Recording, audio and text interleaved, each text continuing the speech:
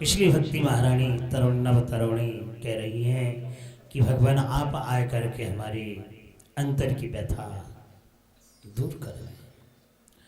तो नारद जी जाकर के पूछते हैं आप कौन हो, कहाँ से आई हैं और आपके इतने कष्ट क्यों हैं? क्योंकि आपको सेवा करने वाली दासियां अनेक हैं, तो भी आप कष्ट क्यों पा रहे हैं? तो नवतरुणी कहती हैं भगवान आप हमारे अगल बगल में सोए हुए दोनों को देख रहे हैं ना? बोले हाँ देख रहा हूं। तो आप क्या सोचते हैं ये कौन है? नारद जी बोले ये दो बूढ़े, देखने में तो दो बूढ़े लग रहे हैं, बूढ़े नहीं हैं, ये मेरे दोनों बेटे हैं। नारद जी बड़ी आश्चर्य की बात है, माता नवतरुणी और बेटा बूढ़े। भक्ति नवतरुणी बोली कि इसलिए तो नारद में रो रही है, अब ये कैसे जाएंगे? तो नारद जी ने ध्यान लगाया और ध्यान लगा करके उन्होंने देखा ये तो साक्षात भक्ति महारानी है। और भक्ति नवतरुणी अपनी परिचय देती हैं कि द्राविड़ देश में मेरे जन्म है और द्राविड़ देश से ये दोनों बेटे ज्ञान वैराग्यों को लेकर के कर्नाटक में चली जाती हैं। और जब वहाँ गई तो धीरे धीरे बड़ी हुई, ज्ञान वैराग्य मेरे बड़े हुए। लेकिन किस्मत की बात है, गुजरात में गई, वहाँ के जितने पाखंडी हैं, पाखंडी जब पापों से युक्त पाखंडी,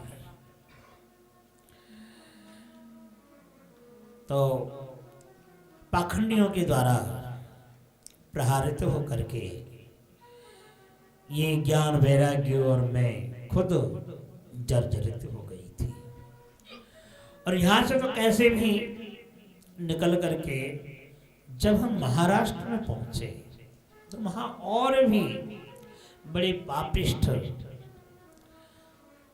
बहिर्मुख जीवों के द्वारा, पाखंडियों के द्वारा विताड़ित होकर के ये ज्ञान वैराग्य अचेतन हुए और मैं भी खंडित हो गई।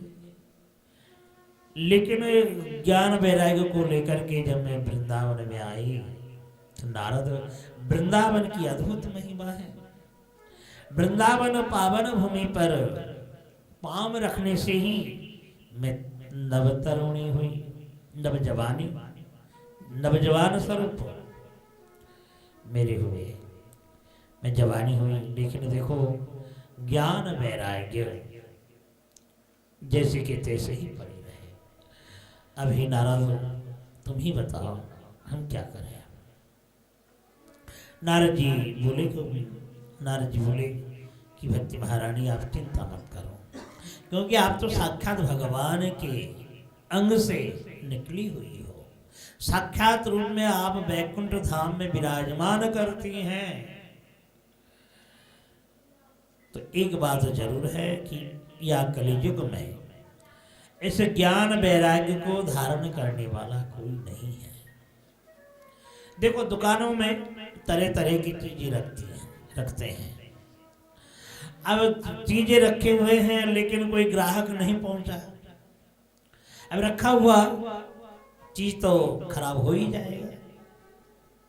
तो उसी प्रकार इस कलियुग में ऐसा साधक नहीं है ज्ञान वैराग्य धारण करने वाला। भक्ति तो है, हर मनुष्यों में भक्ति है, लेकिन ज्ञान वैराग्य, ज्ञान तो भी कुछ है लेकिन वैराग्य तो बिल्कुल नहीं है।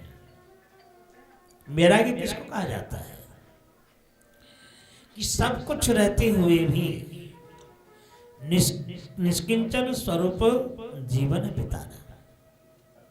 भरपूर है, खान पान की, भोग विलास की, सब कुछ भरपूर है, और उसमें अपना निष्किंचन जीवन बिताना, साधारण मानव जीवन, जैसे गरीब लोग रहते हैं, पाँवों में मोजा है या नहीं है, सोने के लिए कमल है या नहीं है, एक कपड़े में रह नहीं है।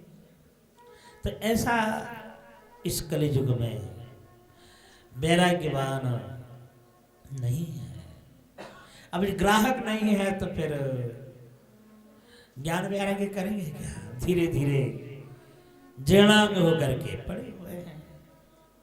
लेकिन आप चिंता मत करो, इस ज्ञान वैराग्य को मैं जरूर जगा करके ही रहूंगा।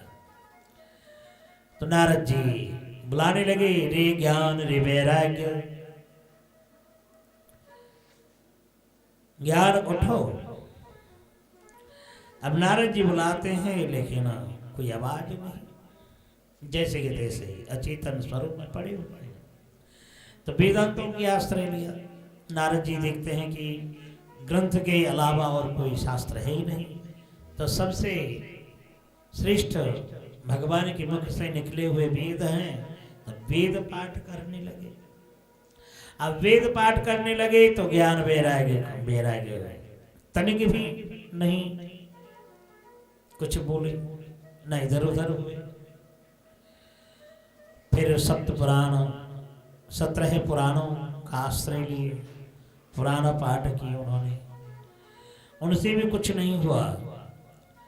तो नारद जी विचार करने लगे कि संसार में गीता जी बड़ी है, क्योंकि शास्त्रों में प्रमाण है, किंचिदपि अर्थात गीता जी का कोई एक श्लोक भी पाठ कर लें या आधा श्लोक भी पाठ कर लेंगे तो साक्षात भगवत धाम को प्राप्त करेंगे। महिमा है। तो इसलिए गीता किंचिद अधीता, गंगा जल लब कर्ण का पीता, शक्रेद अपि हरि मुरारी समर्चा, तस्य यम किम कुरुते चर्चा। कोई एक बार गीता पाठ कर ले, एक बार गंगा जी में नहा ले, जाए करके आचमन कर ले, नहा सके तो आचमन कर ले, किसी ने जल लाया हो वहां जलपान कर लिया, उसी से उसका सारा पाप नष्ट हो जाए। गंगा जल लब कर्ण का पीता, और एक बार हरि का नाम लिया तो जम का द्वार, धर्मराज के द्वार में जाना नहीं पड़ेगा, क्योंकि धर्मराज ने खुद कहा है, जिह्वान भक्ति भगवद गुण नाम ध्येयम, चेतश्चन स्मृति तद भगवतो चरणारविंदे। जिनके जिह्वा में एक बार भी हरिनाम कीर्तन नहीं किया हो, जिनका मस्तक भगवान के चरणों में नमन नहीं किया हो, वही उन्हीं पापियों को हमारे द्वार में लेके आना। दूतों को कहा, अब जिन्होंने एक बार हरिनाम किया तो जम के द्वार जाना नहीं पड़ेगा। सकृदपि हरि मुरारी समर्चा, तस्य यमो किं कुरुते चर्चा। तभी तो साक्षात परम धाम में ही जाएंगे ना। तो इसलिए गीता महारानी का आश्रय लिए, गीता पाठ करने लगे। अब देखो गीता का इतना प्रभाव है, जब पाठ करने लगे, कुरुक्षेत्रे धर्मक्षेत्रे कुरुक्षेत्रे समवेता युत्सव। तो जब गीता पाठ करने लगे तो पाठ करते करते पाठ के जो गीता के श्लोकों का जो शक्ति है, उस शक्ति से ज्ञान वैराग्य धीरे धीरे जागृत होकर के उठ बैठे। नारद जी बड़े प्रसन्न हुए, भक्ति रानी भी खुशी हुई, चलो हमारे बेटे उठ के तो बैठ तो गए। लेकिन जब तक गीता पाठ किए तब तक बैठे रहे। पाठ समाप्त होने के बाद फिर पहले जैसे फिर अज्ञान होकर के गिरे। तो कई बार उन्होंने गीता पाठ किया, उतना ही बार उठ करके बैठे थे। लेकिन गीता पाठ समाप्त होने के बाद जैसे कि तैसे ही अज्ञान होकर के पड़े रहते हैं। इसलिए नारद जी ने देखा कि भागवत भी ज्ञान वैराग्य को जगाने वाली नहीं है। गीता भी नहीं। तो हम क्या करें, करें तो क्या करें।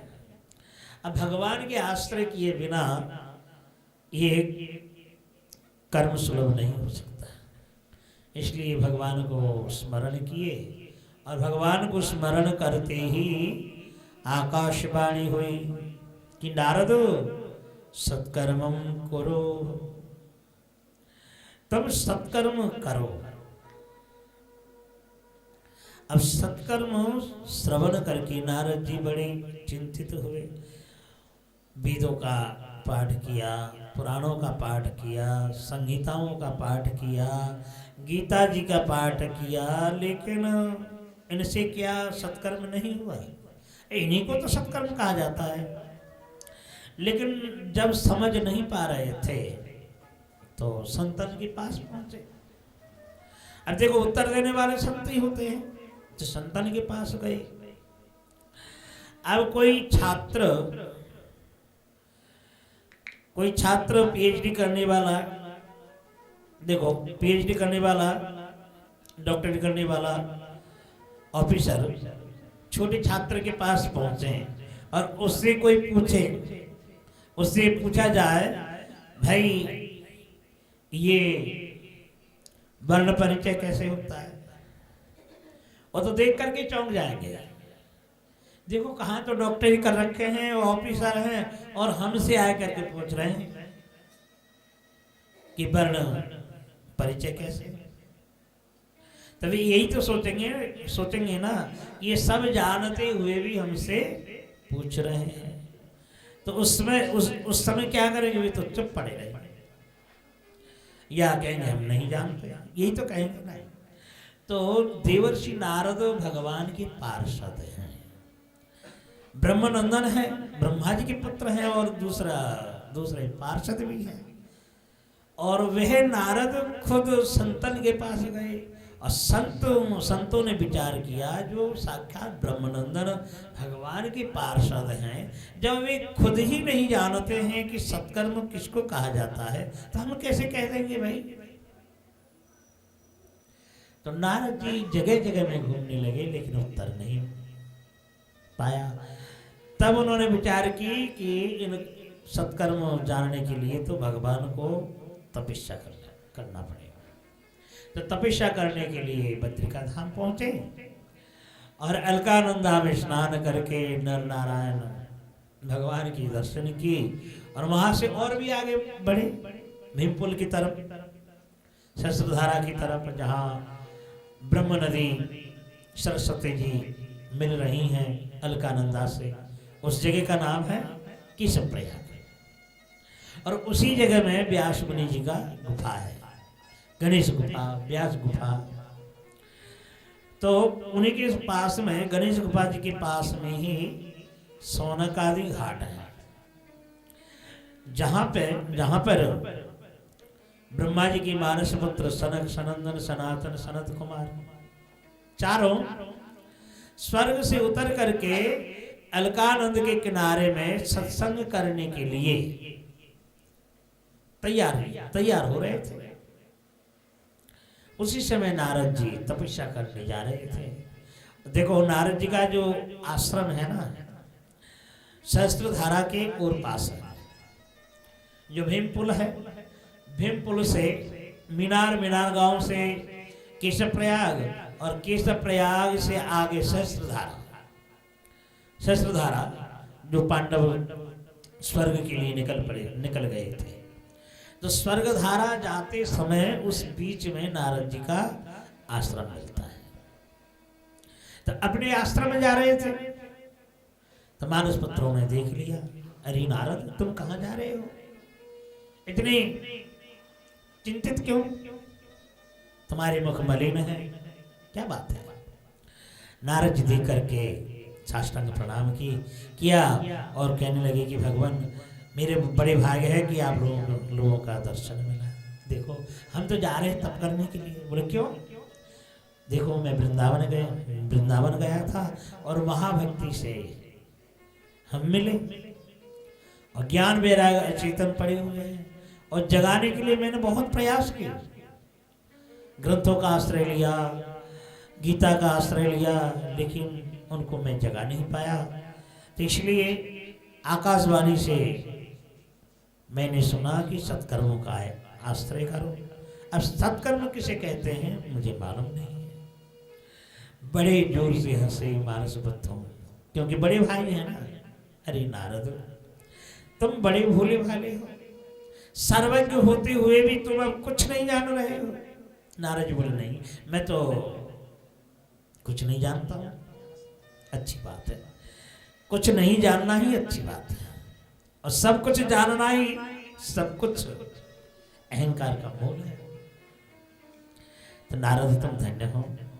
देखो, सत्कर्मो सूचको नूनम ज्ञान कथा लाप बुधै समृत। सत्कर्म कहने का तात्पर्य यही है कि नारद, ज्ञान कथाओं की चर्चा, जिस कथा श्रवण करने से ज्ञान की प्राप्ति होती है। अब किस उपाय से प्राप्ति होगी? बोले देखो, हरि कथाओं से। जो हरि कथा सुखदेव गोस्वामियों ने वर्णन की है, सुकादि भी बड़े बड़े ब्रह्म ऋषि आत्माराम पुरुषों ने जो वर्णन की है, काकभूषणी जैसे। अब देखो, गरुड़ इतने पक्षियों में महान है, सर्वश्रेष्ठ है। जब उनके अभिमान उत्पन्न हुआ तो क्यों काकभूषणी जी के पास पहुंचे बताओ? काकभूषणी तो एक साधारण पक्षी है, काक है, और उनके पास काकभूषणी जी पहुंचे, गरुड़ जी पहुंचे। अब गरुड़ जी जाकर के उनके मुख से भागवत की, अगर राम नाम की कथा श्रवण की, तो देखो जो महान होते हैं, हरि नामों में डूबे रहते हैं, हरि कीर्तन में तत्पर रहते हैं, क्योंकि वह साधन करके हृदय में परिपाक करके रखते हैं, परिपक्व होते हैं, और परिपक्व किए बिना ये साधन मिलती नहीं है। तो इसलिए परिपक्व साधनों से परिपक्व हुए, जैसे काकभूषणी जी, महामुनि वेदव्यास जी, सुखदेव जी, नारद जी। तो ऐसे ऐसे महान संतों के पास जाए से, हरि कथा श्रवण करने से अंतकरणों की पाप नष्ट करा करके, कुवासनाओं को नाश करा करके भगवान की श्री चरण प्राप्त करा देते हैं। तो इसलिए मानस पुत्रों ने कहा, नारद तुम एक काम करो, एक काम करो, हरिद्वार में जो गंगा बह रही हैं, उनके एक किनारे में एक आनंद नामक तीर्थ है, परम पावन भूमि है, देवताओं का निवास है, ऋषि मुनियों का तपस्थली है। वहां जाकर के तुम भागवत की मंडप बनाओ और सभी को निमंत्रण दो, और देखो वहां क्या सम्मिलन होगा, कैसे सम्मिलन होगा। सब ऋषि मुनि आकर के इकट्ठे होंगे। तो नारद जी बोले, देखो हम भागवत मंडप रचना तो जरूर करेंगे, भागवत मंडप की तैयारी जरूर करेंगे, लेकिन हरि कथा श्रवण कराने वाला कौन होगा? हमने सब कुछ बनाया, मानो सब कुछ बना लिया, लेकिन हरि कथा करने वाला नहीं हो, तो फिर हम क्या करें? फिर बीच में बोले, नहीं नहीं, ऐसा तो नहीं होगा, क्योंकि हरि कथा करने वाला हम खुद वहां पर पहुंचेंगे। नारद जी बोले, धन्य हो भगवान, आप चारों भैयाओं की जब हमें मेरी प्रति कृपा हो चुकी है तो अब कोई बात नहीं है। नारद जी बड़े भाव से आनंद नामक तीर्थ पहुंचे और भागवत की तैयारी करने लगे। सभी को निमंत्रण देने का भी आवश्यक नहीं हुआ। भागवत ज्ञान चर्चा होगी, साप्ताहिक रूप में भागवत की कथा होगी, सुनते ही पहाड़ पर्वत मनुष्यों का स्वरूप धारण करके, देवता मनुष्य का स्वरूप धारण करके, पाताल से नाग और जितने भी श्वेत धनंजय कर्कट आदि वासुकी नाग आदि मूर्तिमान होकर के मानव के स्वरूप धारण करके हरि कथा श्रवण करने के लिए वहां पहुंचे। ऋषि मुनि पहुंचे, अपने अपने पूरे परिवारों को लेकर के पहुंचे। एक भागी ऋषिगणा तदन्यत्र दिवो कशा। लेकिन बैठने का तरीका रहा कि एक साइड में ऋषि मुनि बैठे, दूसरी तरफ देवताएं बैठे, और लास्ट में जाकर के माताओं का आसन मिला। लेकिन सभी बैठ करके भागवत जी कथा श्रवण करने के लिए जब उत्सुक रहे, तो उसी समय चारों भाई आकर के प्रकट हो जाते हैं। बोले भक्तवत्सल भगवान की जय। तो सनक सनंदन सनातन सनत कुमार प्रकट हुए, दर्शन दिए, और जैसे ही दर्शन दिए सभी ने नमन किया। कुमारों ने कहा कि हे नारद, वेदोपनिषद सारां जाता भागवती कथा, अत्युत्तमा ततो भाति पृथक भूता फलाकृति। नारद, तुमने ही कहा ना, मैंने वेद वेदांतों का आश्रय लिया, गीता पाठ की, लेकिन जानते हो ना, आम के पेड़ में आम लगता है, और जब फल पकता है उसी पेड़ के फल, जब आम पकता है तो कितना मीठास होता है। मीठास तो बहुत होता है। अब आम मीठास है, इसलिए उनके जो पत्ते, उनकी जो डंडियां, ये तो मिठास नहीं है ना, नहीं है। तब पृथक भूता, उसी वृक्ष से जो वृक्ष के पत्ते और डंठल कड़वे होते हैं, उन्हीं से निकले हुए जो फल बड़े मिठास मिठास। तो उसी प्रकार जितने भी वेद वेदांत हैं, देखो ये इन्हीं का निर्यास स्वरूप है श्रीमद् भागवत रूपी फल, भागवत रूपी फल। देखो वन में जब हिरणियां रहती हैं, तो उनके नाभि में जब मृग कस्तूभ निकलता है, तब मृग कस्तूभ निकलने से उनके सुगंध से पूरे के पूरे वन भरपूर हो जाता है, सुगंधित नहीं हो जाता है। लेकिन वह हिरणी समझ नहीं पाती कि इतनी सुगंध आ कहाँ रही है, कहाँ से आ रही है, ये समझ नहीं पाती, घूमती रहती है इधर से उधर, उधर से इधर। लेकिन जब उन्हीं के नाभि से वह कस्तूरी निकल करके मिट्टी में गिरती है, तब जानती है कि अरे ये तो मेरे नाभि से ही इतना सुगंधित फैल रहा था। तब जाकर के वह शांत हो जाती है, और जब तक नहीं गिरी तब तक तो इधर से उधर, उधर से इधर छटपटाती रही, घूमती रही। तो हे नारद, उसी प्रकार ये जितने वेद वेदांत हैं ये मृगस्वरूपा हैं, और इनके नाभि कमलों से ये जो कस्तूरी मृग है ना, ये दूसरा वस्तु नहीं है, ये श्रीमद् भागवत है। तो वेद वेदांतों स्वरूप मृगियों से निकले हुए गिरे हुए श्रीमद् भागवत है। भगवान नारायण ने कृपा करके ब्रह्मा जी को श्रवण कराए थे, उनको दिए थे।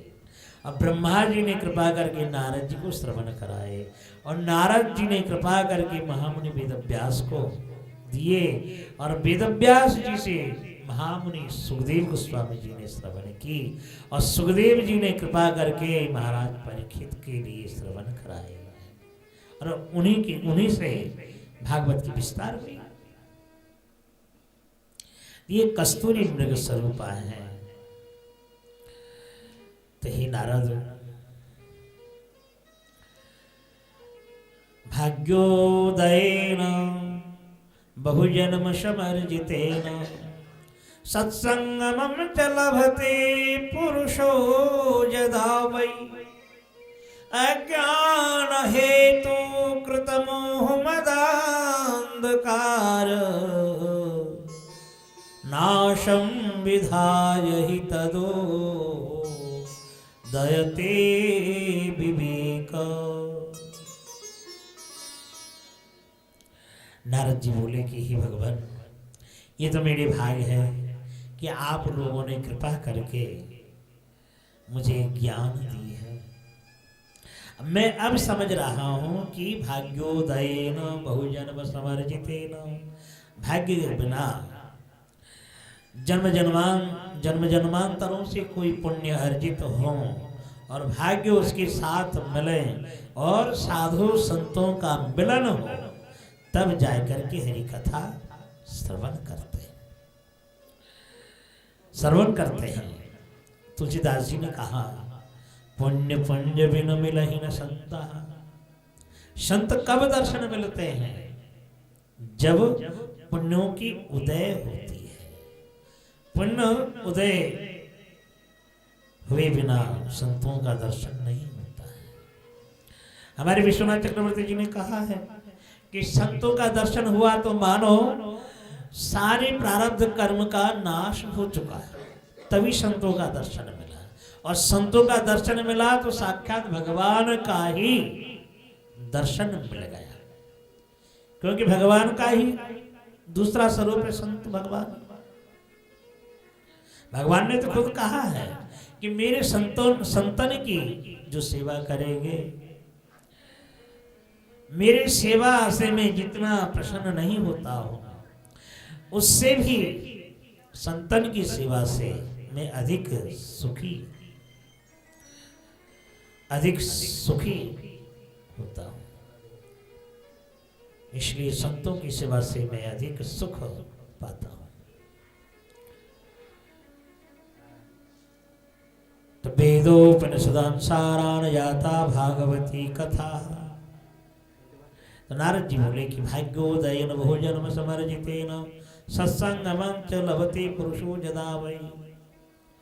जब सत्संगों की प्राप्त होती है तभी जाकर के अज्ञान अंधकार दूर हो जाता है, इसके अलावा दूर नहीं होता है।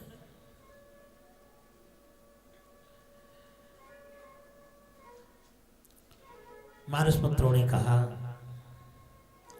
कि हे नारद, देखो संसार में जन्म लिया और भागवत जी का श्रवण नहीं की। आजन्म मात्रमपि येन शठेन किंचित चित्तम विधाय सुखशास्त्र कथा न पीता चांडाल वच्च खरवत बततेन नीतम मिथ्या स्वजन्म जननी जनि दुक्ष भाजः। जन्म लिया, पढ़ाई की, संसार की, पुत्र उत्पन्न भी किए, धन इकट्ठे किए, बुढ़ापा आ चुका, लेकिन भागवती कथा सुनी नहीं। संसार की पूरी बोझ ढोते रहे और भागवत जी से मिले नहीं। तो हे नारद, मानो उनको क्या कहोगे? गर्दभ के समान, गर्दभ के समान बिना क्या कहोगे बताओ? गधे बोझ ढोते हैं और बोझ ढोते समय और भी चीनी की बोरी भी ढोता है, लेकिन चीनी की बोरी ढोते समय उसको क्या मिठास लगता है? जानते हैं क्या चीनी का मिठास कैसा होता है? बोझ ढोना ही जैसा उनका काम है। तो उसी प्रकार 84 लाख योनि भ्रमण करके बोझ ही ढोना पड़ा। तो इसलिए चांडाल वच्च खरवत बततेन नीतम मिथ्या स्वजन्म जननी दुख भाजा। अपनी माता की कोख से जन्म लेकर के एक पृथ्वी का बोझ स्वरूप ही बना। इसलिए हे नारद, धिक्कतम नरंग पशुषमं भुविभार रूपम। ऐसे मनुष्य को तो धिक्कार है जो भागवत जी की कथा श्रवण नहीं की। और एक बात है नारद, देखो, जो फल तपस्या में नहीं मिल पाती है, जोगों में, समाधि में, वह फल भागवत जी की कथा श्रवण करने से अनायास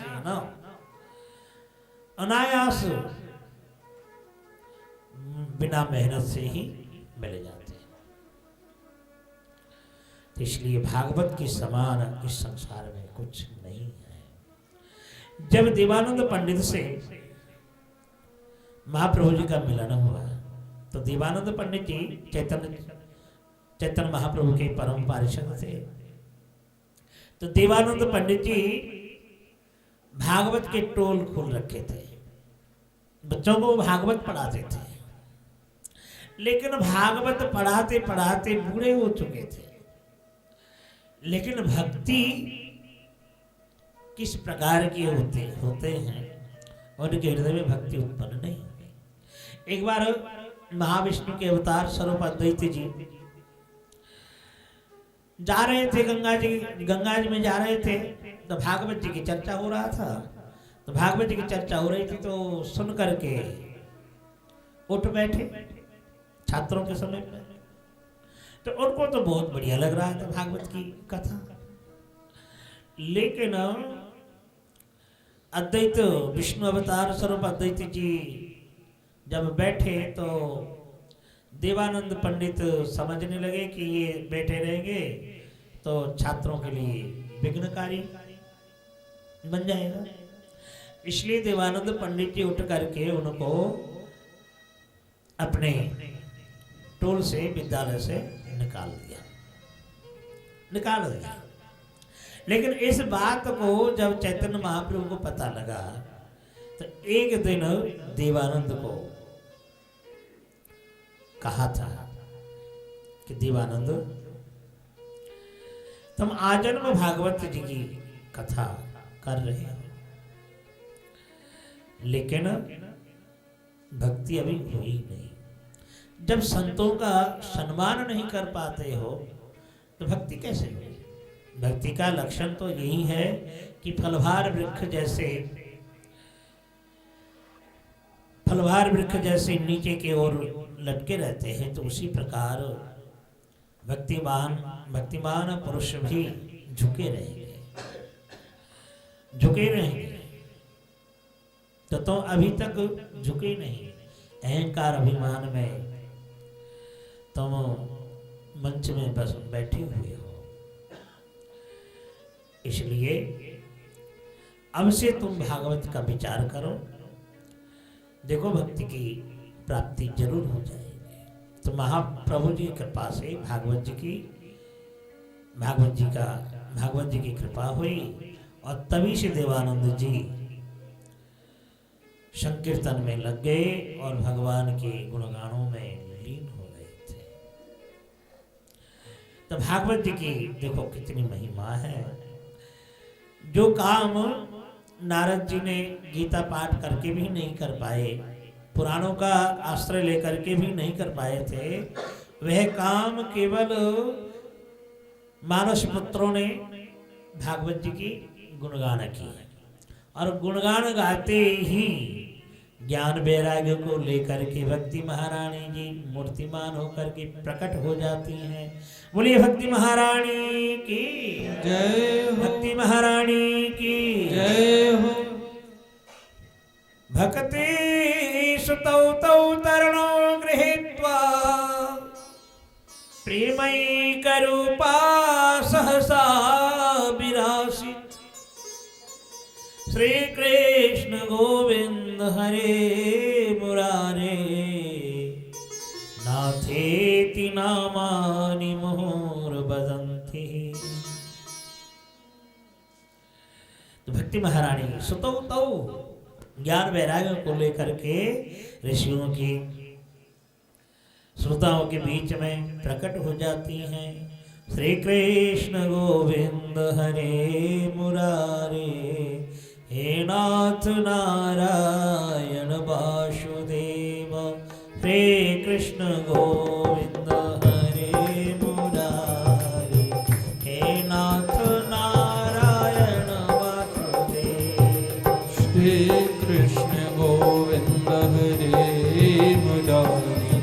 हे नाथ नारायण वासुदेव। हे कृष्ण गोविंद हे नाथ नारायण वासुदेव। श्री कृष्ण गोविंद हरे मुरारी, हे नाथ नारायण वासुदेव।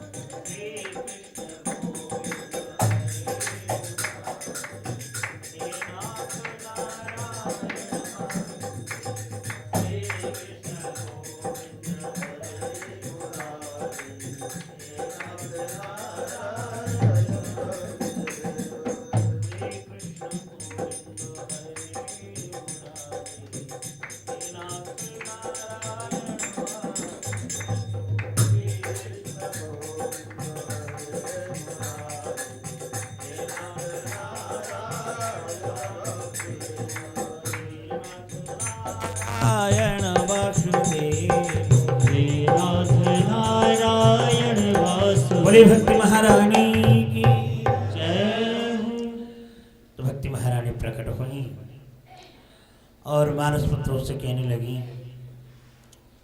कि हे ब्रह्मानुभवों, यहाँ सभी ऋषि मुनि बैठे हुए हैं, हमको भी बैठने की कोई ऐसी जगह दो कि हम निरवता होकर के श्रवण करें। मानस पुत्रों ने कहा कि हे देवी, तुम तो साक्षात भक्ति महारानी हो, जितने श्रोता लोग बैठे हुए हैं इनके मन मंदिर में जा कर के बस जाओ। भक्ति महारानी उनके मन मंदिर में बैठी हैं और प्रफुल्लित होकर के हरि गुणगान गाने लगे और जय जयकार होने लगे। बोले भक्ति महारानी की जय। पुष्पों की वर्षा होने लगी, और गंधर्व लोग नृत्य करने लगे। ऐसे आश्चर्यजनक घटना देख करके ऋषि मुनि सभी आनंदित हुए। तो मानस पुत्रों ने कहा कि हे नारद, जो मानव सदा सर्वदा पाप कर रहा हो, पाप में लीन है, ऐसे पापी भी भागवत की कथा श्रवण कर लेंगे तो उद्धार हो जाएगा। जो दुराचारी है,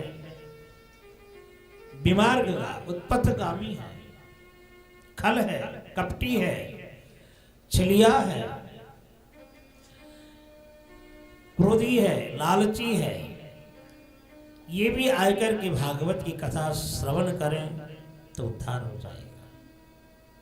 संसार में 5 प्रकार के महान पापिष्ट हैं, महान पापी हैं। एक ब्रह्म हत्या करने वाले, दूसरा माता पिताओं को ताड़न भर्सन करने वाले, तीसरा परस्त्री गमनकारी, और चौथा मदिरापान, जुआ खेलते हैं, मदिरापान करते हैं। चौथा, और इनका जो आश्रय अर्थात इनको बढ़ावा देते हैं, इनको जो बढ़ावा देते हैं, ये 5 प्रकार के महान पापी होते हैं। पंचोग्र पापा छल छद्मकारिणः क्रूरा पिशाचा इव निर्दयाश्च जे ब्रह्मश्व पुष्टा व्यभिचारकारिणः सप्ताह यज्ञेन कलौ पुनन्ति ते।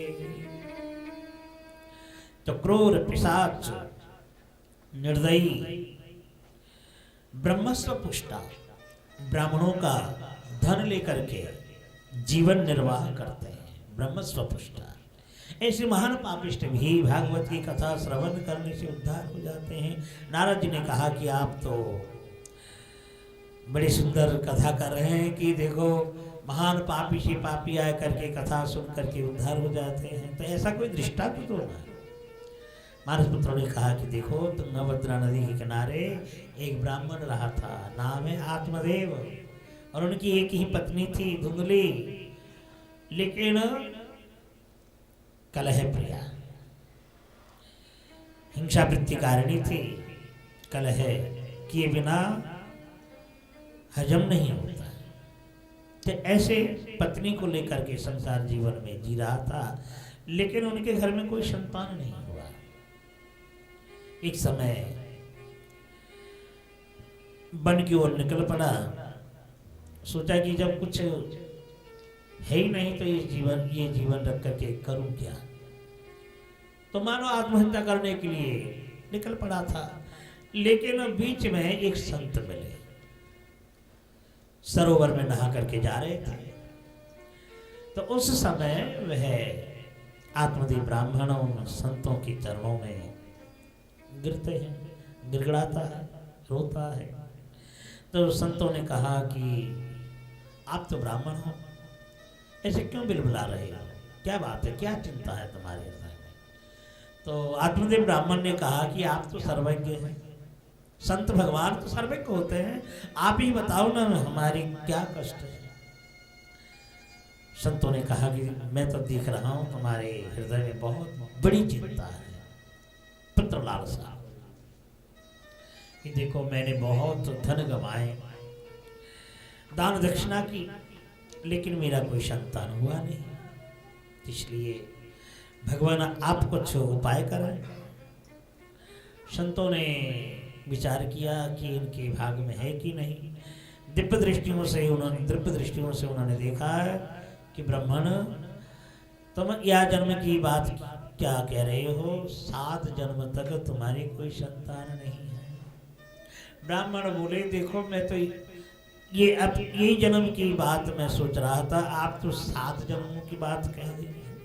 7 जन्मों की बात तो सुना दी है, लेकिन 7 जन्म अब मैं करूं तो करूं क्या। देखो आप कुछ उपाय करें तो कर दूंगा, ना तो आपके सन्निकट ही आत्महत्या करके मैं मर ही जाऊंगा। संतों ने कहा कि देखो भगवान, यह संसार में सुख नहीं है। अब संतों का वाणी है, उन्होंने अपना उपदेश वाणी सुनाई है, लेकिन देखो प्यास के समय कोई भोजन की बात करें तो प्यास तो नहीं बुझेगी ना। इसलिए संतों ने भगवान का भजन करने का उपदेश दिया, लेकिन आत्मदेव कहते हैं कि इस समय ये उपदेश वाणी मेरे हृदय में स्पर्श करने वाला नहीं है। आप कोई उपाय करें, नहीं तो आपके सामने ही आत्महत्या कर डालूंगा। संतों ने देखा कि ये तो मुझे ब्राह्मण हत्या की पाप में लिपटाएगा, इसलिए एक फल निकाल करके उनके हाथों में दी और कहा कि देखो इस फल खिलाना, अपनी स्त्री को सुंदर एक पुत्र उत्पन्न होगा, लेकिन सावधान, 1 साल तक पवित्र होकर के रहेगी, मिथ्या भाषण ये सब अपवित्र से दूर होकर के रहेगी तो सुंदर पुत्र उत्पन्न होगा। आत्मदेव ब्राह्मण बड़े भाव से, बड़े आनंद से घर पहुंचे। अरे ब्राह्मणी, देखो देखो मैं क्या लाया। देखो ब्राह्मणी बोली कि क्या लाए हो, क्या लाए हो दिखाओ। मतलब देखो ये फल लाया हो। अरे फल तो हम तो लाते ही रहते हैं, घर में कितने फल रखे हुए हैं। ब्राह्मण बोले ये जैसे तैसे फल नहीं है, ये संतों के दिए हुए वर स्वरूप फल है। देवी, या फल खाने से सुंदर पुत्र उत्पन्न होगा, हमारे संसार सरस बन जाएगा। अब दे करके तो वे चले गए, लेकिन वह कुटिला सोचती रही ये फल खाऊं तो खाऊं, कैसे खाऊं, और खाने के बाद मैं गर्भवती रही तो काम नहीं कर पाऊंगी।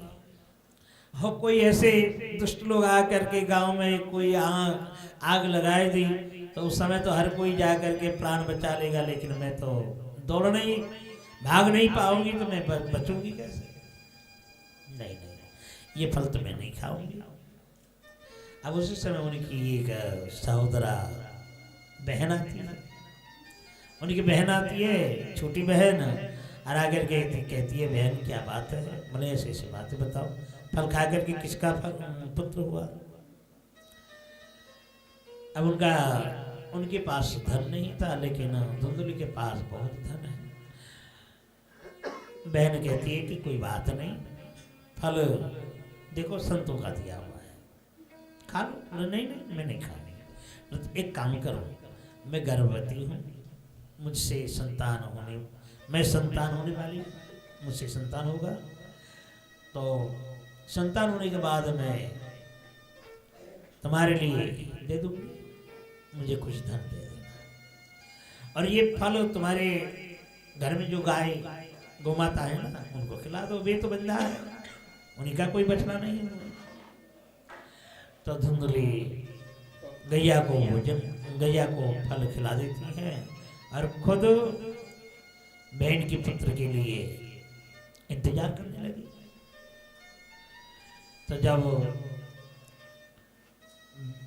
पुत्र उत्पन्न हुआ, उस पुत्र को लेकर के धुंधली को दी, और वही पुत्र को लेकर के आत्मदेव ब्राह्मण को विश्वास दिलाती हैं कि देखो मेरे सुंदर पुत्र हुए। लेकिन शक तो हर कोई कर सकता है। अरे तुम्हारे से संतान हुआ, तुम्हारे से पुत्र उत्पन्न हुआ, तुम्हारे कोई दुख नहीं, कष्ट नहीं, कोई यंत्रणा नहीं।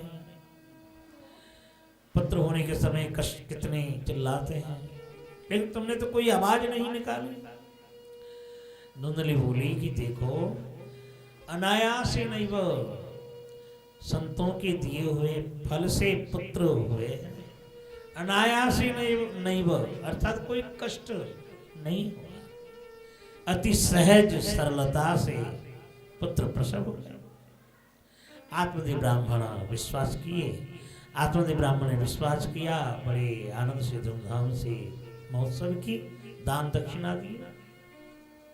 अब धीरे धीरे बढ़ता रहा। 3 महीने के बाद गौमाता से एक सुंदर पुत्र उत्पन्न हुए। तो गांव के नगर के लोग देखने के लिए आते हैं और कहते हैं देखो आत्मदेव ब्राह्मण के घर में कोई संतान नहीं रहा, अब तो भैया इनके घर में एक नहीं दो कितनी सुंदर स्वर्ण कांति गोमाता के समान, देखो कान दोनों कैसे हैं। तो नामकरण के समय गोकर्ण रखा गया और धुंधकारी से जन्म। धुंधली कहती हैं कि देखो मैंने अपने गर्भ में धारण की है, इसलिए इस पुत्र का नाम अपने आदि अक्षर से रखा जाएगा, धुंधकारी।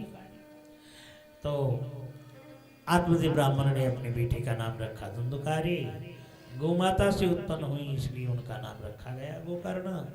दोनों में इतना अंतर हुआ जैसा आकाश और पृथ्वी। गोकर्ण महान ज्ञानी रहा और धुंधकारी महान खल निकला। दत्तक पुत्र है ना, महान खल। तो इसलिए मांस मदिरा खाने में भी हिचकिचाता नहीं, सब कुछ जो भी कुछ मिल जाता सब खाता। मदिरा पान करने लगा, जुआ खेलने लगा और धीरे धीरे कुसंग में आ करके पिता की सारी धन समाप्त कर चुका। एक दिन अपने पिता को मारने के लिए तैयार हो गया। पिताजी आपके पास जितनी भी धन है मुझे दो। तो प्रहार करने लगा और कह करके गया सवेरे होते धन नहीं देंगे तो जान लेना समाप्त हो जाएगा। अब कह करके चला गया। अब रोते हैं, छाती पीटते हैं, सिर पीटते हैं। अब करूं तो करूं क्या। अब उस ऋषि को याद आया। ऋषि ने सत्य कहा कि जिनके घर में संतान है वे भी बड़े सुखी नहीं है, और जिनके घर में संतान नहीं है वे भी सुखी नहीं है। संतान होने से भी सुख नहीं है और न होने से भी सुख नहीं है, क्योंकि कुपुत्र दुखदायक। संतान हुआ और कोई काम का नहीं रहा तो क्या लाभ है। कुपुत्र दुखदायक है। इसलिए नीति शास्त्र कहते हैं एक चंद्रोस्तमोहंति न च तारा गणैरपि। देखो गगन मंडल में कितने नक्षत्र उदित होते हैं, लेकिन चंद्रमा उठने से जैसे प्रकाश फैलाती है उस प्रकार तो नक्षत्र प्रकाश नहीं फैला पाते। तो उस प्रकार कितने भी पुत्र हों और मूर्ख पुत्र हों तो उनसे कोई काम नहीं होता है। एक चंद्र स्तमोहंति, चंद्र जैसे एक ही सारे अंधकार को नाश कर देता है, उसी प्रकार एक पुत्र गुणवान हो उसी से देश का कल्याणकारी बनता है। तो ऐसा पुत्र प्राप्त करने से तो लाभ है, और कुपुत्र होने से तो जीवन में कष्ट ही कष्ट है। तो आत्मदेव बिलबिलाने लगे। गोकर्ण आकर के उपदेश देने लगे कि पिताजी देखो मैंने कई बार आपसे कहा कि आप संसार में इतना आसक्ति मत रहो, आसक्ति भाव से मत रहो, अनासक्त होकर के आप विषयों को भोग करो जिससे आप बंधन से मुक्त हो जाओगे। लेकिन हमारी बात तो आपने मानी नहीं। अब अपने बेटे ने जब प्रहार की लौठी लगाई तब जाकर के आपके ज्ञान खुले। तो पिताजी अब यह समय करने का एक ही मार्ग है, भगवान का नाम लेना है। भगवान का नाम लेना है, वन में जाकर के भगवान का भजन करना ही कल्याणदायक है। आत्मदेव कहते हैं कि देखो मैं बूढ़ी हो चुका हूं, घुटनों से चला नहीं जाता है, अब करूं तो करूं क्या। पंगूर हम गोकर्ण ने कहा कि देखो ये जो शरीर है अस्थि मांस पूंज मज्जाओं से बना हुआ है। इसलिए इस शरीर के प्रति जो अभिनिवेश, इसको भी त्याग करो। स्त्री पुत्रों के प्रति जो ममता, उसको भी त्याग करो। और क्षणभंगुर, अपने जीवन को क्षणभंगुर समझ करके भगवान के चरणों में लो लगाओ। क्षणभंगुर की जीवन की कलिका न जाने कब खिले या न खिले। इसलिए पिताजी, आप क्षणभंगुर जान करके भगवान के चरणों में वैराग्य रसिक बन करके भगवान का आराधना करो। लौकिक धर्म को त्याग करो, धर्म का आश्रय लो और साधु संतों का सेवा करो। हृदय में जितनी भी कामना वासना है उसको निकाल के फेंक दो अंदर से। और अंत में सेवा कथा रसम हो नितराम पिबत्वम। सेवा रस कथा, सेवा करो, भगवान के गुण रस पान करो, इससे आपको कल्याण मिलेगी। तो इस प्रकार उपदेश दे करके गोकर्ण वहां से चले जाते हैं। आत्मदेव ब्राह्मण तपस्या अर्थात वन में जाकर के हरिगुण गान गाय करके और भगवान को प्राप्त कर लेते हैं। पितर्यो परते तेन जननी ताड़िता वृषम को वित्तम तिष्ठति प्रोहि हनिशीलतया न चेत। पितर्यो परते, सूत जी कहते हैं जब पिताजी चले जाते हैं परम धाम को, तब धुंधकारी अपनी माता धुंधली को भी मारने के लिए तैयार हुए। तो धुंधली रात में गले में कुछ पत्थर बांध करके आत्महत्या करी। अब रहा गोकर्ण ने देखा पिताजी को छोड़ा नहीं, माताजी को भी मार डाला। अब मुझको कैसे छोड़ देगा, मैं तो गोमाता से मेरा जन्म मिला, मुझको भी मार डालेगा। इसलिए गोकर्ण तीर्थ यात्रा करने के बहाना लेकर के निकल पड़े। अब तीर्थ यात्रा में निकले और इधर में धुंधकारी धीरे धीरे शब्द स्पर्श रूप रस गंध पंच तन्मात्राओं में समासक्त होकर के 5 बार वनिताओं को घर में रखते हैं। 5 बार वनिताओं को रखते हैं, लेकिन कितने दिन, जब तक धन अपने पास हो। और धन समाप्त होने के बाद तो वे रहने वाली है नहीं, इसलिए धीरे धीरे लुंठन वृत्ति धर्म को आश्रय किया। चोर्य वृत्ति करने लगे, डकैती करने लगे और जहां भी कुछ धन मिले ला करके उनके समय पर दे देता। अब 5 बार वनिताओं ने विचार किया कि देखो हर दिन चोरी करके लाता है, डकैती करता है, और जिस दिन पकड़ा जाएगा इसको तो मार ही डालेगा, उसके साथ साथ हम 5 को भी मरना है, 5 को मरना है। इसलिए ये तो हमें छोड़ने वाले नहीं है, हमको छोड़ेगा नहीं, इसलिए हमें क्यों ना इसको मार दें। खुदों ने विचार किया। एक दिन रात में डकैती करके आए करके सोया था, 2 पाम की तरफ 2 मस्तक की तरफ और एक गले में फंदा डाल करके मारने का प्रयास की।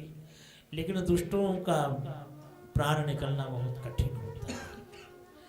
जब नहीं मर रहा था तो बड़ी बड़ी आग निकालने लगे। तो उसी समय जले हुए अंगार कोला अंगार ला करके मुख में डाल दिया, छटपटा करके अपने प्राण गवा बैठे। तो इस प्रकार धुंधकारी मर करके एक महान प्रेत जोनी में जाकर के जन्म लिया, प्रेत बना। अब ये बात गोकर्ण को पता लगा कि धुंधकारी मारा गया, तो तब जाकर के गया में पिताजी के नाम से, माताजी के नाम से, भैया के नाम से, बड़े भाई के नाम से पिंडदान की। क्योंकि प्रथा है, शास्त्रों में वर्णन है कि गया में जाकर के कोई पिंड डाल दें उनके नाव में तो उद्धार हो जाता है। तो इसलिए गोकर्ण जाकर के पिंडी दान किया। और गोकर्ण जब अपने गांव में आए, अपने घर में रात में सोए थे, तो वह धुंधुकारी प्रेत योनि तो है ही थे, रहे थे, तो प्रेत योनि में आकर के एक एक स्वरूप धारण करके डराने लगे। कहीं तो कभी तो इंद्र बन करके आ जाता है, कभी तो अग्नि ज्वल करके दिखाता है, कभी भैंस बन करके आ जाता है। एक एक स्वरूप धारण करके जब आता है तो गोकर्ण ने कहा, भाई तुम कौन हो, क्यों हमें विडंबना कर रहे हो, सुने भी नहीं दे रहे हो, तुम कौन हो। लेकिन कुछ बोल नहीं पा रहे थे, तो कमंडलू से जल निकाल करके जल छिड़ाव की। उस समय शक्ति संचार होने की बात होने के नाते कहने लगे कि हे गोकर्ण, मैं तुम्हारी बड़े भाई हूँ धुंधुकारी। अरे धुंधुकारी, तुम्हारे नाम में तो तुम्हारे नामों से मैंने गया में जाकर के पिंड डाला। धुंधुकारी बोला कि देखो भैया, मेरे नाम से 100 बार भी गया में जाकर के पिंडदान करोगे तो मेरे उद्धार नहीं होगा। बोले क्यों? तो देखो मेरा ब्राह्मण कुल में, मुझे ब्राह्मण कुल में जन्म मिला था। उत्तम ब्राह्मण कुल में जन्म लेने के बाद भी मैंने ऐसा कोई पुण्य कर्म तो किया नहीं, किया तो सारे पाप कर्म किया। हिंसा वृत्ति किया, मारना, देखो ब्राह्मणों को, पिता माताओं को, साधु संतों के प्रति, बच्चों के प्रति, सबको मैंने हानि पहुंचाई है। इसलिए ऐसे पापियों के लिए गया में जाकर के पिंड दान करोगे तो 100 बार दान करने से भी मेरे उद्धार नहीं होगा। देखो इनके कथा अनुसार यही मालूम हो रहा है कि गया में पिंड देने से ही उद्धार नहीं होता है। अब पूरे जन्म तक तो कोई हरिनाम भगवान का नाम लिया नहीं, नाम तो लिया नहीं, और जवानी में भी भगवान का नाम नहीं लिया, जवानी में भी नाम नहीं लिया। अब अंत में गले में फूलों की माला डाल, फूल की माला डाल पहना करके और अंत्येष्टि क्रिया किया जाए तो भगवान को प्राप्त कर लेंगे। मरने के बाद फोटो में माला पहना करके रख दें तो भगवान को प्राप्त कर लेंगे, नहीं होगा। इसलिए जो राम का नाम, अरे भैया चुल्लू भर में, हाँ भैया कुछ सुनावा, अभी समाप्त होने वाला है। राम नाम नहीं लिया, ये संत में तो हरि नाम नहीं रहे, लेकिन तो भी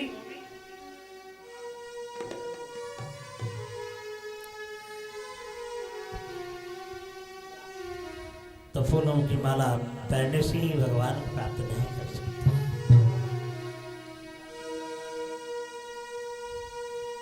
जो राम नाम ना लीनो, जो कृष्ण नाम ना लीनो, इस भरी जवानी में तो डूब के मर जा रे चुल्लू भर पानी में, तो डूब के मर जा रे चुल्लू भर पानी में। वो तो राम नाम ना लीनो, राम नाम ना लीनो, वो कृष्ण नाम ना लीनो, तो कृष्ण नाम ना लीनो, इस भरी जवानी में हो तो डूब के मर जा रे चुल्लू भर पानी में, तो डूब के मर जा रे चुल्लू भर पानी में। डूब के मर जा रे चुल्लू भर पानी में, तू डूब के मर जा रे चुल्लू भर पानी में।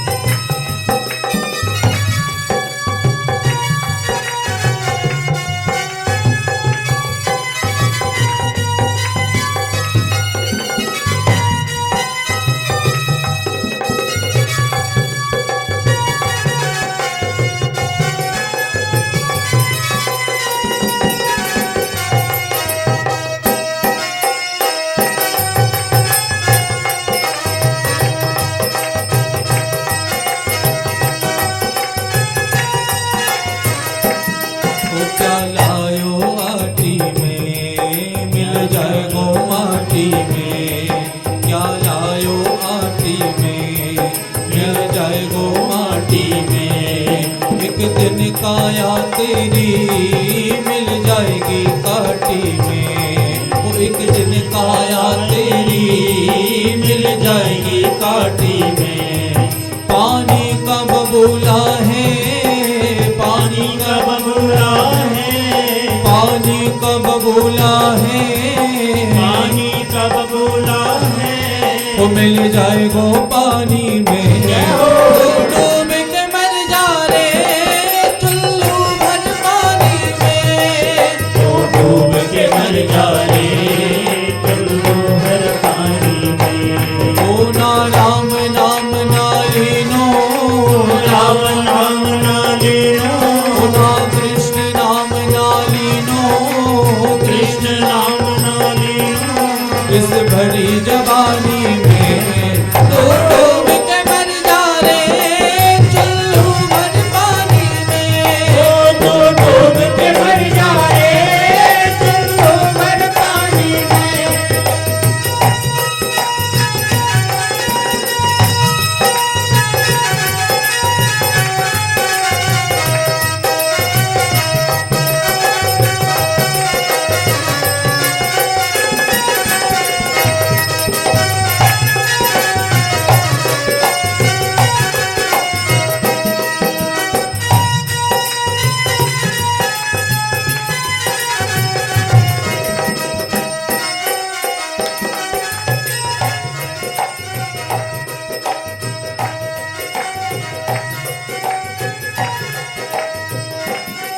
क्यों करता मेरा मेरा, क्यों करता मेरा मेरा। ओ यहाँ कुछ भी नहीं है तेरा, ओ यहाँ कुछ भी नहीं है तेरा। ओ क्यों करता मेरा मेरा, ओ क्यों करता मेरा मेरा। ओ यहाँ कुछ भी नहीं है तेरा, यहाँ कुछ भी नहीं है तेरा। एक दिन होगा भैया तेरा मरघट में डेरा। ओ एक दिन होगा भैया तेरा मरघट में डेरा। कुछ कमाए के ले जा रे, कुछ कमाए के ले जा रे, ओ कुछ कमाए के ले जा रे, कुछ कमाए के ले जा रे। ऐसी जिंदगानी में डूब के मर जा रे चुल्लू भर पानी में। डूब के मर जा रे चुल्लू भर पानी में। ओ तू डूब के मर जा रे चुल्लू भर पानी में। तू डूब के मर जा रे चुल्लू भर पानी में। ओ ना राम नाम ना लेनो, तूने राम नाम ना लेनो, ओ तूने कृष्ण नाम ना ओ लेनो। कृष्ण नाम ना लेनो। इस भरी जवानी में तो डूब के मर जा रे चुल्लू भर पानी में। तो डूब के मर जा रे चुल्लू भर पानी में। तो डूब के मर जा रे चुल्लू भर पानी में। तो डूब के मर जा रे चुल्लू भर पानी में। बड़े भक्त वत्सल भगवान की जय। तो गया में जाकर के कितने भी पिंडदान क्यों ना करें, रहते हुए भगवान का भजन नहीं किया तो गया में पिंड देने से भी उसका उद्धार नहीं होता।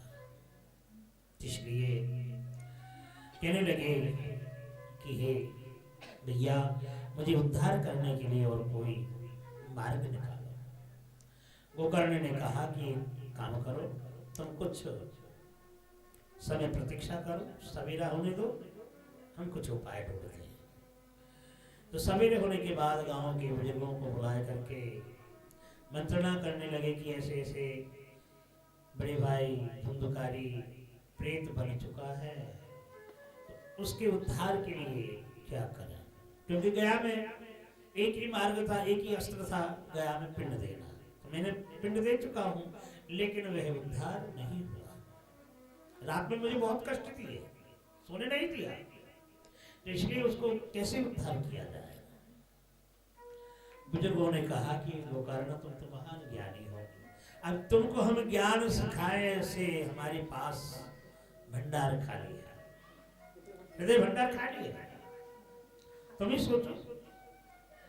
तो सूर्य नारायण का उपासना की, और सूर्य नारायण की उपासना करने से आकाशवाणी हुई कि गोकर्ण तुम साप्ताहिक भागवत कथा करके श्रवण करो।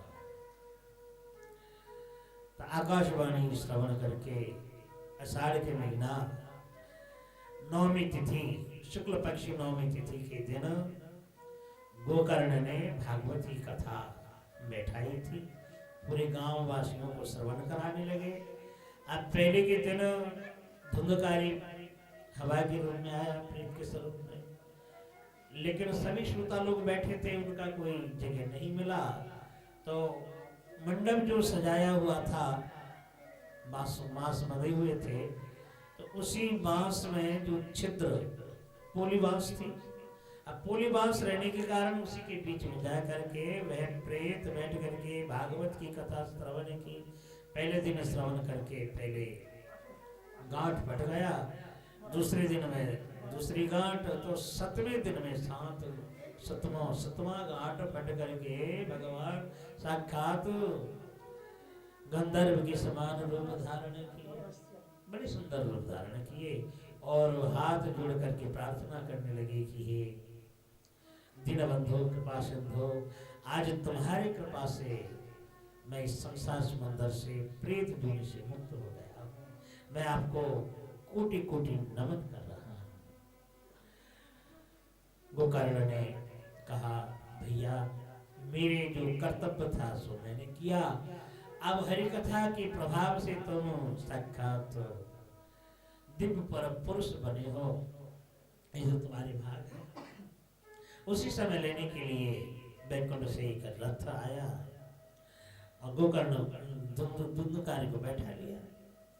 गोकर्ण के मन में बड़े आश्चर्य, उनके मन में आश्चर्य होने लगा कि इतने श्रोता बैठे हुए थे और सभी ने भागवत की कथा श्रवण की, लेकिन धुंधकारी ने सुना या नहीं, कहाँ रहा कोई पता नहीं, लेकिन उसी को लेने के लिए एक रथ क्यों भेजे।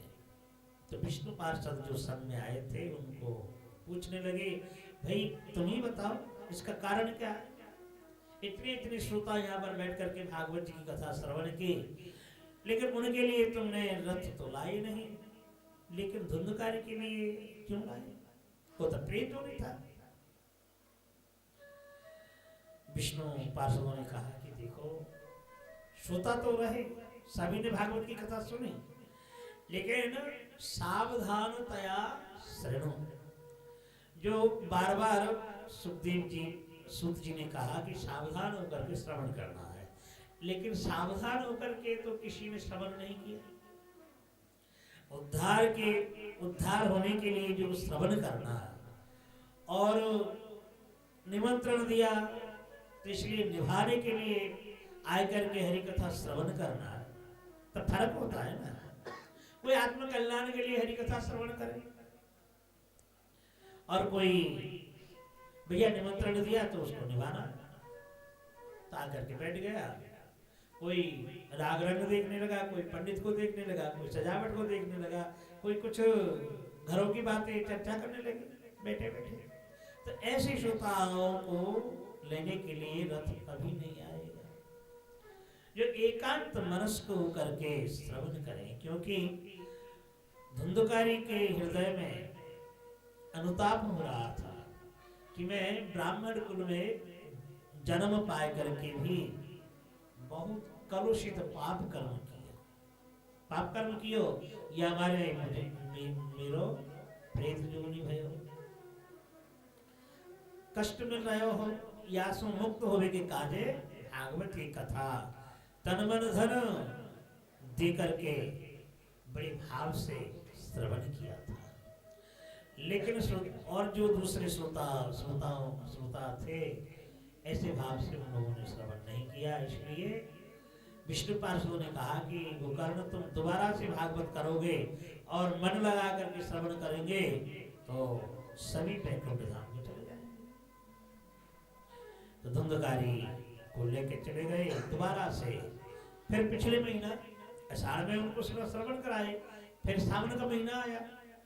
आज सावन के महीना शुक्ल पक्ष नवमी तिथि में दूसरी भागवत बैठाई और दूसरी भागवत बैठा करके पूरे गांव को श्रवण कराया करके, और देखो जो कुत्ते बिल्ली इनको भी साथ लेकर के वैकुंठ में चले गए। जैसे प्रभु राम जी सारे प्रजाओं को साथ लेकर के साकेतपुर में पहुंच गए थे, उसी प्रकार गोकर्ण सभी गांव वासियों को भागवत श्रवण कराए करके जितने भी पशु पक्षियां, क्योंकि हरि कथा के इतने प्रभाव हैं, जहां तक दूर फैलती रहेगी, जिनके कानों में स्थावर जंगम कीट पतंगों के कानों में भी तक जाएंगे तो सुन करके उद्धार हो जाएगा। क्योंकि हरिदास नामाचार्य हरिदास से तो यही शर्त हो रहा था ना।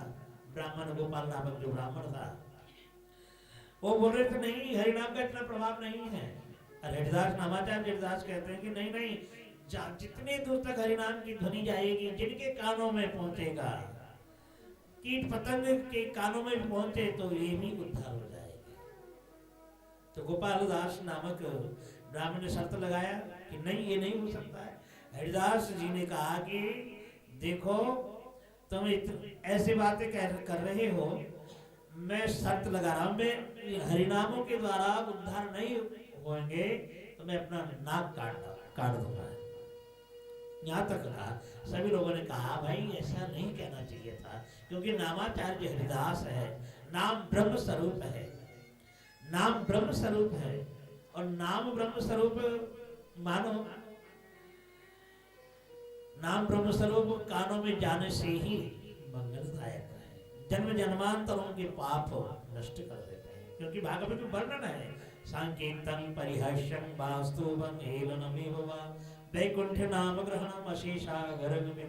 कैसे भी किसी प्रकार से भी भगवान का नाम लिया जाए, परिहास से भी हंसी मजाक से भी भगवान का नाम लिया जाए तो भी पापों से मुक्त हो जाएंगे।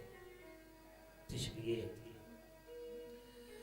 जितनी दूर हरिनाम की ध्वनि, भागवत की ध्वनि, इसलिए पूरे गांव वासियों को साथ लेकर के गोकर्ण परम धाम को पहुंचे। बोले भक्तवत्सल भगवान की जय। इस प्रकार भागवत की महिमा वर्णन करके कर रहे थे। उसी समय सुखदेव जी गुणगान भागवत जी के श्लोकों को गुनगुनाते हुए निगम कल्पतरोर गलितं फलं सुगंखादमृतद्रव संयुतं पीबत भागवतं रसमालयं मुहुरहो रसिका भावुका गान गाते हुए और आनंद नामक तीर्थ में पहुंचे। और देख करके सभी श्रोता खड़े हुए, मानस पुत्र सनक सनंदन सनातन ये भी उठ करके खड़े हुए और बड़े भाव से देवता लोग थे, देवराज इंद्र मृदंग बजाने लगे। पहला आद बड़े राग से एक एक राग रागनियों से गाने लगे और उत्तान नंदन ध्रुव जी बेला बजाने लगे, कांस बजाने लगे, जंप बजाने लगे। तो बड़े जोर जोर से महानृत्य होने लगा और हरि धुन होने लगे। जय जय राधा रमण हरि बोल, जय जय राधा रमण हरि बोल, जय जय राधा रमण हरि बोल, जय जय राधा रमण हरि बोल, जय जय राधा रमण हरि बोल, जय जय राधा रमण हरि बोल, जय जय राधा रमण हरि बोल, जय जय राधा रमण हरि बोल।